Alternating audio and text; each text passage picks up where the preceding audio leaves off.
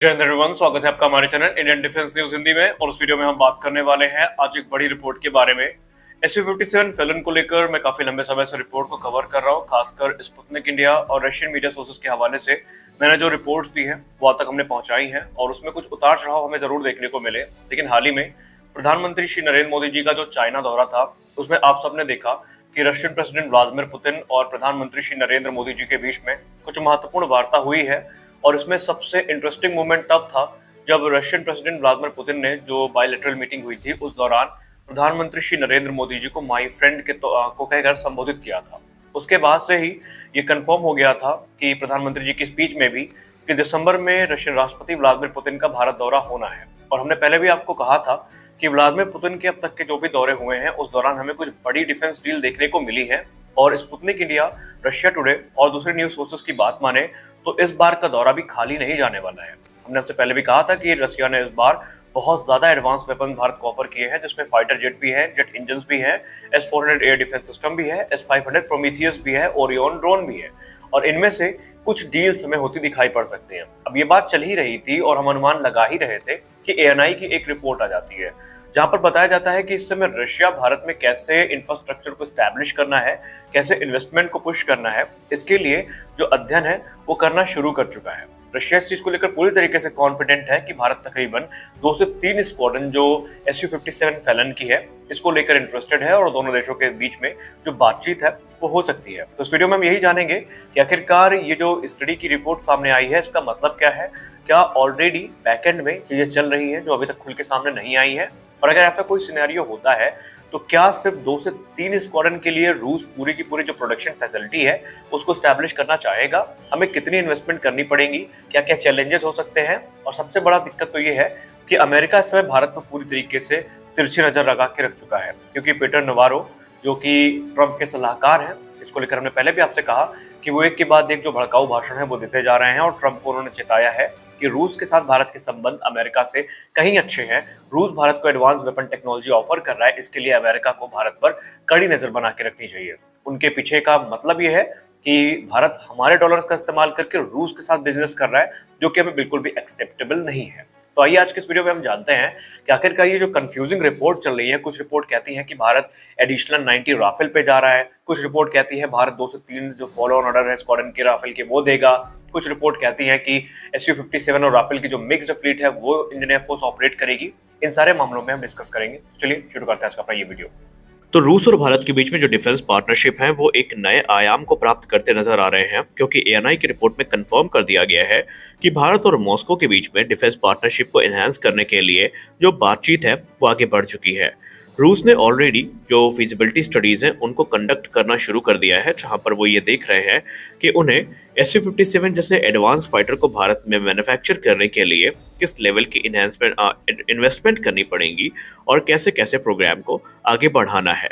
ये भारत की उस रिक्वायरमेंट का हिस्सा माना जा रहा है जहां पर भारत को तकरीबन 2 से 3 स्क्वाड्रन 5th जनरेशन फाइटर्स की चाहिए होंगी, ताकि भारत अपनी फ्यूचर की जो 5th जनरेशन थ्रेट्स है उनको काउंटर कर सके। अब आप में से बहुत सारे लोग कहेंगे कि चीन और भारत के बीच में तो दोस्ती हो गई है, तो भारत को 5th जनरेशन फाइटर की क्या जरूरत।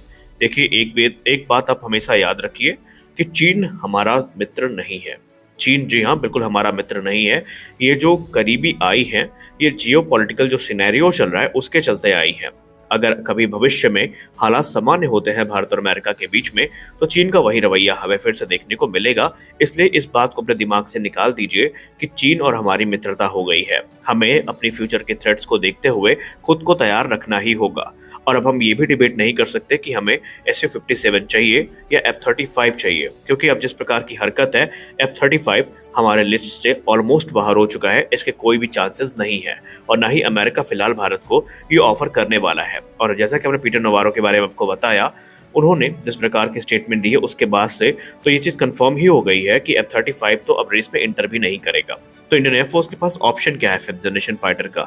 2 ही ऑप्शन है। या तो फिर हम अपने एडवांस मीडियम कॉम्बैट एयरक्राफ्ट का इंतजार करें जिसको ऑपरेशनल होने में 2035 तक का समय लगने वाला है, या फिर हम अपनी तत्काल जरूरतों को देखते हुए और भारतीय वायुसेना की घटित स्क्वाड्रन की क्षमता को देखते हुए एक बना बनाया 5th जनरेशन फाइटर एयरक्राफ्ट खरीदें। और ऐसे में हमारे पास फिर एक ही ऑप्शन बचता है, वो है SU-57 फैलन, जो कि रूस के द्वारा बनाया जाता है। ये एक कटिंग एज स्टेल्थ फाइटर है और इसके लोकल प्रोडक्शन को लेकर तो रूस भारत के पास कई बार आ चुका है, वो भी विद ट्रांसफर ऑफ टेक्नोलॉजी। और जितनी भी मॉडिफिकेशन भारत को चाहिए वो सब कुछ रूस करने के लिए तैयार है। देखिए, एक बात आपको बता दें, जिस प्रकार भारत अभी तेजस के लिए एक्सपोर्ट कस्टमर को ढूंढने के लिए स्ट्रगल कर रहा है, उसी प्रकार रूस भी अपने SU-57 के लिए जो एक्सपोर्ट कस्टमर है उसको ढूंढने के लिए काफी डेस्परेट है। अभी अल्जीरिया ही शायद वो पहला देश है जिसने SU-57 को खरीदा है और रूस को भारत से बहुत उम्मीद है। और इनफैक्ट अगर देखा जाए तो SU-57 प्रोग्राम के लिए भारत भी इक्वली इंपॉर्टेंट है, ऐसा एनालिस्ट मानते हैं, क्योंकि अगर ये बड़ा ऑर्डर मिल जाता है तो रूस के लिए इस प्रोग्राम में जान फूंकने का ये काम करेगा। और इसीलिए रूस चाहता है कि किसी भी कीमत में हिंदुस्तान एरोनॉटिक्स लिमिटेड के साथ मिलकर के इस प्रोग्राम को आगे बढ़ाया जाए। हिंदुस्तान एरोनॉटिक्स लिमिटेड जो कि ऑलरेडी रशियन ओरिजिन के Su-30 MKI फाइटर जेट्स को बनाने का काम कर चुकी है और अभी भी कर रही है नासिक फैसिलिटी में, और ये काम लाइसेंस प्रोडक्शन के अंतर्गत होने वाला है। तो ये चीजें Su-57 के साथ भी रूस एक्सपेक्ट कर रहा है। इसके चलते रूस का कहना है कि हम एक ऐसे मेथड का इस्तेमाल करेंगे जो कि Su-57 के प्रोडक्शन को स्ट्रीमलाइन करेगा और कॉस्ट को रिड्यूस करेगा। रूस ने तो यहाँ तक दावा कर दिया कि हमारा जो Su-57 है वो आपको कई 4.5 जनरेशन के एयरक्राफ्ट जिसमें राफेल भी शामिल है उसकी तुलना में सस्ता पड़ेगा। एग्जैक्ट यूनिट प्राइस के बारे में तो बात नहीं की गई है और शायद कभी की भी नहीं जाएगी, क्योंकि आपको पता ही है कि भारत अगर कोई चीज़ लेगा तो वो इंडिया स्पेसिफिक इन्हांसमेंट के साथ लेगा, और वो इन्हांसमेंट क्या होगी शायद ही हमें उनके बारे में पता चले। रूस की एजेंसी एक चीज़ को लेकर जो कॉन्फिडेंट है और जो इस समय वो फाइनेंशियल और लॉजिस्टिकल एस्पेक्ट को अध्ययन कर रही है वो ये है कि नासिक प्रोडक्शन लाइन में काफ़ी हद तक जो हमें कंपैटिबिलिटी दिखती है Su-57 के लिए, वो रूस के लिए प्लस पॉइंट है। रूस ने कहा कि हमें यहाँ पर सिर्फ 30% या उससे कम भी जो मॉडिफिकेशन है वो करनी पड़ेंगी, अन्यथा नासिक प्रोडक्शन लाइन एक आइडियल ऑप्शन है रूस के लिए इन फाइटर जेट्स को बनाने के लिए, और इसीलिए रूस चाहता है कि काम को जल्दी से जल्दी पूरा कर लिया जाए।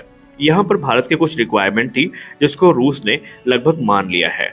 भारत ने कहा था कि हम उन्हीं स्टेल्थ फाइटर को अडॉप्ट करेंगे जो कि इंडियन मेड जो टेक्नोलॉजी है उनके लिए खुद को तैयार रखेंगे, यानी कि हमारा गैलियम नाइट्राइड बेस एसा रडार हो गया, हमारे इंडिजिनस वेपन सिस्टम हो गए, और भी दूसरी चीज़ें हैं। अगर ये इनकॉर्पोरेट करने के लिए तैयार हो जाता है मैन्युफैक्चरर तो फिर हमें इससे कोई आपत्ति नहीं है। और भारतीय वायुसेना के पूर्व एयर मार्शल और पूर्व एयर चीफ मार्शल भी इस बात का समर्थन कर चुके हैं कि हमें अपनी तत्काल ज़रूरतों को प्राथमिकता में रखना चाहिए, और इसके लिए फिलहाल Su-57 एक आदर्श ऑप्शन हो सकता है। लेकिन अभी भी हमारा जो निर्णय है अंतिम, ये मिनिस्ट्री ऑफ डिफेंस की तरफ से आना है, लेकिन ऐसे आसार दिख रहे हैं कि अब भारत कोई बड़ा निर्णय ले लेगा, क्योंकि भारत के पास स्क्वाड्रन की क्षमता की कमी है और भारत इस समय या तो MRFA या फिर Su-57 इनको करेगा ही करेगा। इसके अतिरिक्त कोई और ऑप्शन हमारे सामने नजर नहीं आता है। तो देखते हैं आने वाले भविष्य में हमें क्या देखने को मिलता है। तो इस वीडियो में बस इतना ही। आशा करते हैं वीडियो आपको अच्छी लगी होगी। वीडियो अच्छी लगी तो वीडियो को लाइक करिए, नया है तो चैनल को सब्सक्राइब करिए। मिलते हैं अगले वीडियो में, तब तक के लिए जय हिंद।